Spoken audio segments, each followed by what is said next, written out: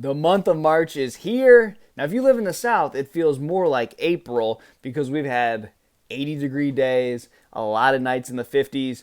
But believe me, the surface temp and the temperature of water where those big females are still living out in the main river channel, in the creek channel, it's quite a bit cooler. The days are still short, so those fish aren't necessarily all moving shallow right now. There's a whole month left of good pre-spawn fishing, so let's talk about my number one bait in the pre-spawn, and that is a lipless crankbait.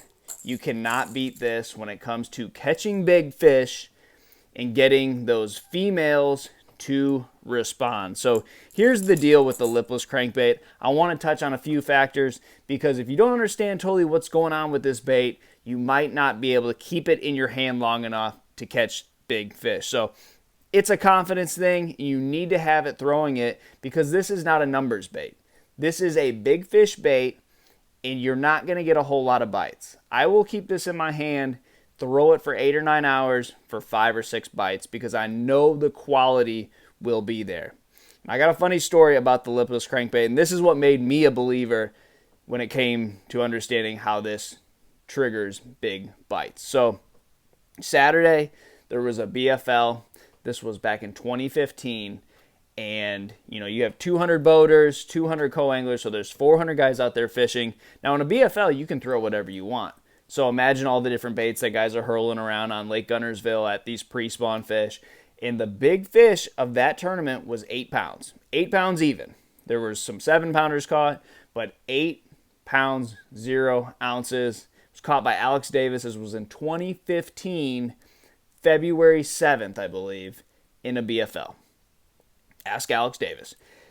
The next day, we had the Rattle Trap tournament, which is everyone that's in it can only throw a rattle trap. So you had to be whirling a lipless crankbait around all day. So lock that lipless crankbait in 400 fishermen's hands, and there were 3 fish weighed in over 10 pounds. So it just goes to show, if you can throw whatever you want, which I'm sure a lot of guys were throwing a lipless, but not everyone was. 1 fish, 8 pounds.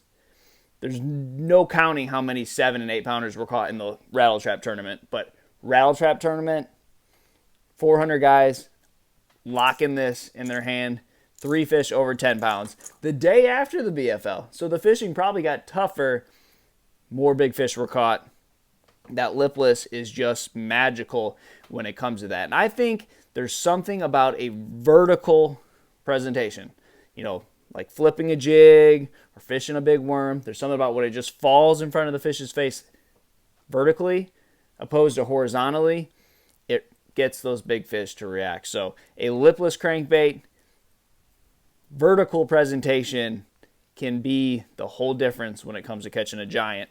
Now, there's a couple different styles of lipless crankbaits, and I think that's important because it can come off a little confusing. So the old school style is like a diamond shaped. In the original Rattle Trap, there's a couple other companies that still make this old diamond shape. But what I like about this is the noise. I don't feel like we get the noise out of the newer style lipless. These make the loudest sound. Now, the more newer style, seems like every company has one now, but it's a little more rounded on the bottom of the bait. And for me, these come through grass a little bit better. They're just a little more efficient. And this is the one that I have most in my box. But there's a couple standouts in the lipless crankbait world. So I throw the Booyah Excalibur one. The Red Eye Shad by Strike King is an awesome bait. It shimmies really good when it falls. The Yozuri one is one that I always keep tried and true because it's tried and true. And the last one that needs mentioning is Cotton Cordell.